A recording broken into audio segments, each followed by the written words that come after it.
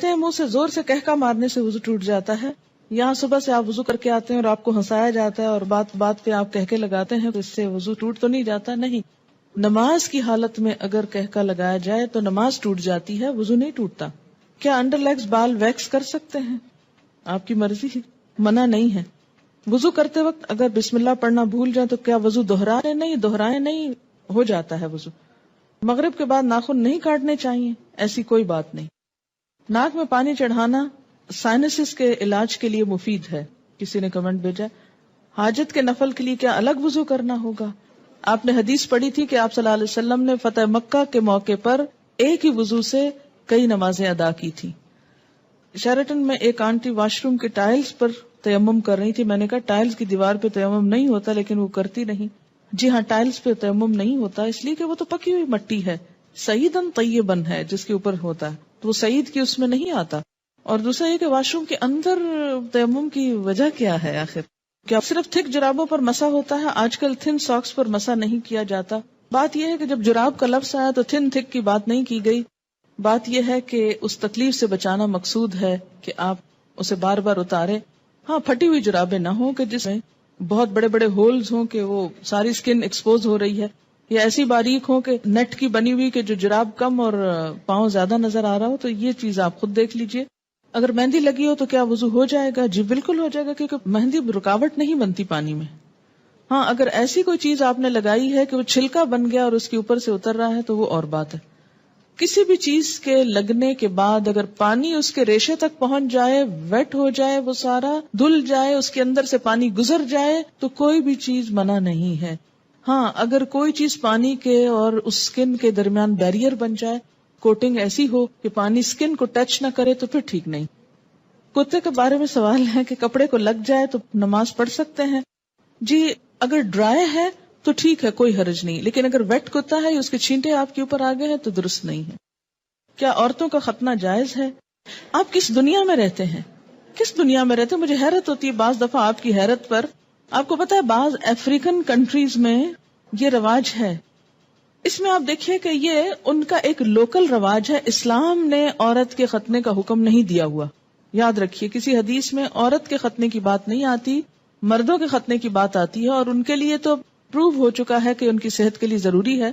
لیکن اگر کسی خاص علاقے میں یا کسی خاص کلٹ میں ایسی کوئی چیز ہے تو وہ ان کا لوکل کلچر ہے.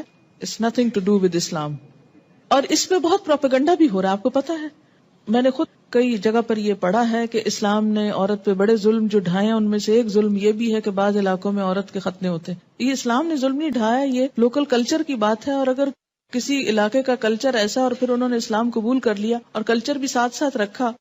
اب مثلاً آپ کسی دن یہ پروپیگنڈا شروع کر دیں کہ جو کانچ کی چوڑیاں ہوتی ہیں اگر ٹوٹ جائیں تو عورت بیچاری کا وہ خون نکال دیتی ہیں اور یہ بڑا ظلم ہے, اس لیے ان کو بنانا بند کرنا چاہیے. تو اب یہ اسلام نے تھوڑی آپ کو کہا کہ آپ کانچ پہنے, آپ کا لوکل کلچر ہے, کسی اور ملک میں ایسا نہیں ہوتا, تو آپ کی مرضی, آپ پہنے نہ پہنے, پہنے تو احتیاط کریں, نہیں پہنے تو نہ پہنے. بہت ساری چیزیں ایسی ہیں کہ جس میں اسلام نے نہ کرنے کو کہا ہے اور نہ چھوڑنے کو کہا ہے. بہت سے لوگ کہتے ہیں کہ دیوار پر ہاتھ مار کر تیمم ہو جاتا ہے, اگر اس پر مٹی ہو کہ قرآن پاک کی آیت کیا ہے؟ سعیدن طیبن. پلین میں پانی موجود ہے, واش روم بھی ہے, لیکن جا کر کرنا مشکل ہے, تو کیا تیمم کر کے نماز پڑھ سکتے ہیں؟ وہاں وضو کی جگہ کتنی ہوتی ہے یہ بھی بتائیے.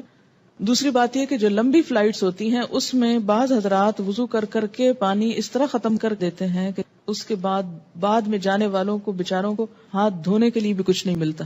میں خود اس بات کی عینی شاہد ہوں. اس لیے جہاں پانی صرف وقتی استعمال کے لیے رکھا گیا ہو وہاں آپ اس سے زیادہ استعمال کر کے دوسروں کا حق نہ مارے. ہاں, آپ پوچھ لیں جہاز والوں سے کہ اس میں 300 لوگوں کی وضو کا اہتمام ہے تو ٹھیک ہے, کر لیں. اگر غسل کرنے کے بعد استنجا کیا جائے تو کیا وضو قائم رہے گا؟ نہیں. اگر صابن لگاتے ہوئے یا ویسے دوبارہ انسان کا ہاتھ ایسی جگہ کو چھو جائے کہ جس کے چھونے سے وضو ٹوٹ جاتا ہے تو غسل کے بعد پھر دوبارہ وضو کرنا ہوگا. کیا وضو کے بغیر حدیث کے ٹیکسٹ کو چھوا جا سکتا ہے؟ چھوا جا سکتا ہے. غسل پاکی میں غراروں کا حکم ہے؟ نہیں, ایسا کوئی حکم نہیں ہے. یعنی کلی کرنا کافی ہے, گلے میں پانی ڈال کے غرارے کرنا ضروری نہیں. کسی نے مسئلہ پوچھا کہ انٹر کورس کے بعد پاک ہو جاتی ہے اور نماز بھی پڑھ لیتی ہے لیکن اس کا ڈسچارج ہوتا رہتا ہے, تو اس صورت میں کیا کریں؟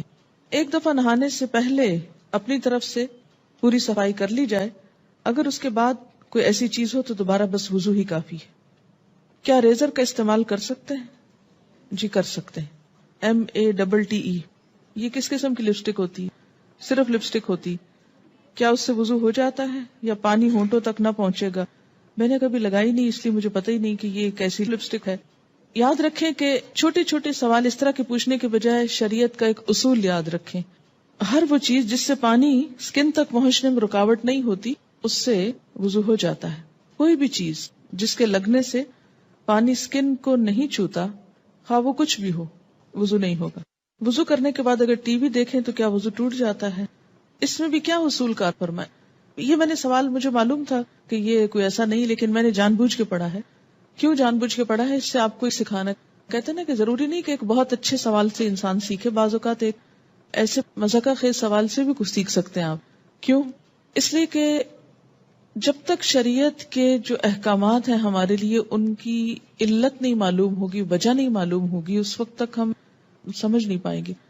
پہلی بات تو یہ کہ وضو ٹوٹنے کے اسباب یا علت کیا ہے، کیا وجہ ہے کہ شریعت نے دوبارہ وضو کرنے کے لیے کہا ہے؟ کہ جسم کے اندر سے ناپاک ڈسچارج جب نکلتا ہے، مثلا بہت سے لوگ مجھ سے پوچھتے ہیں بچوں کو دودھ پلانے سے وضو ٹوٹ جاتا ہے؟ نہیں ٹوٹتا۔ اس طرح تو ماں کو ایک عذاب میں ڈال دیا جائے کہ بچے بعض اوقات ایسے ہوتے بہت تنگ کرتے ہیں، ان کو ایک عادت ہو جاتی، جو بچے بڑے ہوتے ہیں ان کو عادت ہو جاتی کہ ہر تھوڑی دیر میں آ کے ماں کو تنگ کرتے ہیں کہ دودھ دو، بعض اوقات ماں کو مارنا شروع کر دیتے ہیں، پریشان کرتے ہیں۔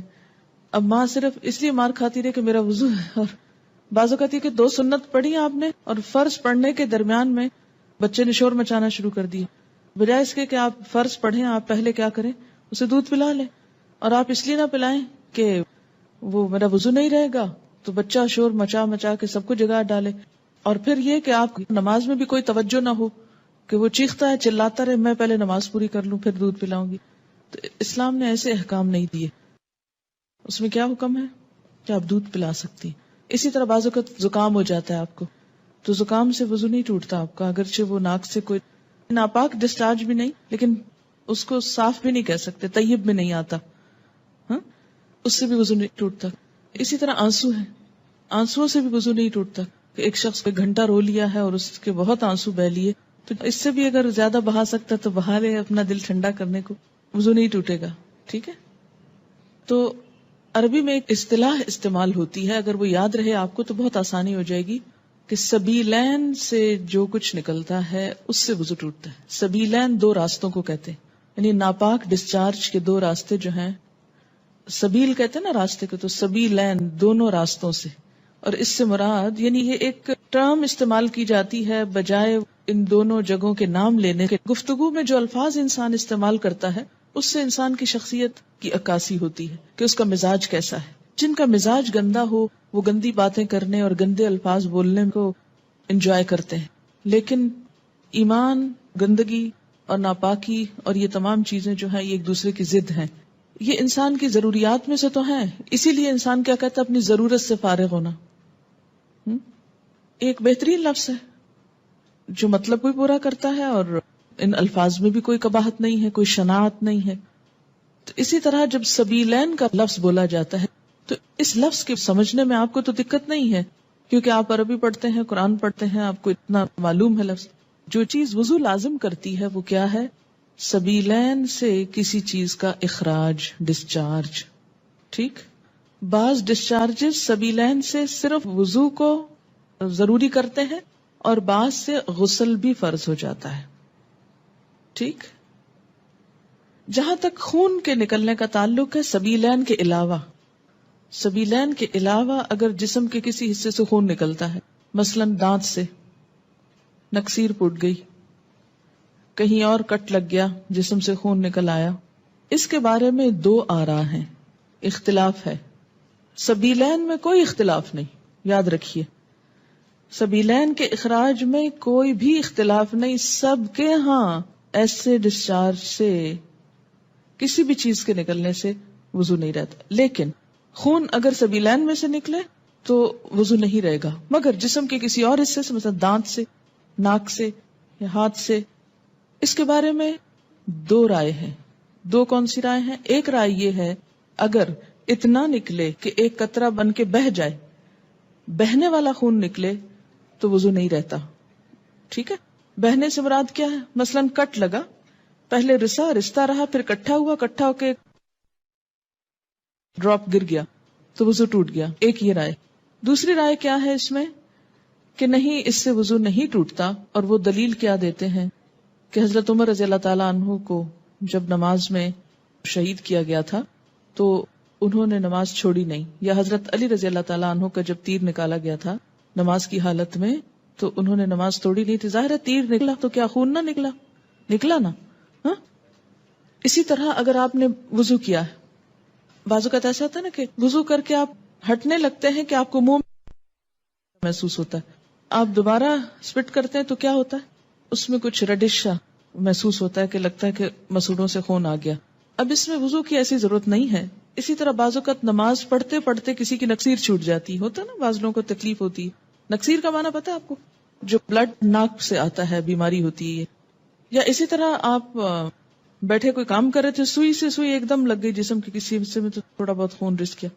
یا بعض اوقات ایسا ہوتا ہے کہ کوئی پھوڑے وغیرہ نکل آتے ہیں، ہے نا. اچھا، ان پھوڑوں سے کچھ نہ کچھ تھوڑا تھوڑا رشتہ رہتا ہے، پس نکل آتی ہے کچھ یا کسی کو کوئی اور چوٹ لگ چکی ہوتی ہے تو نماز پڑھتے میں کیا ہوتا ہے، اوپر کھڑے ہوئے نیچے بیٹھے زمین پہ، اس سے وہ پریشر آیا کسی جگہ پر تو خون اور نکل آیا. اس سے یہ نہیں کہ وضو بھی ٹوٹ گیا اور نماز بھی ٹوٹ گئی، نہیں، نماز کنٹینیو کریں.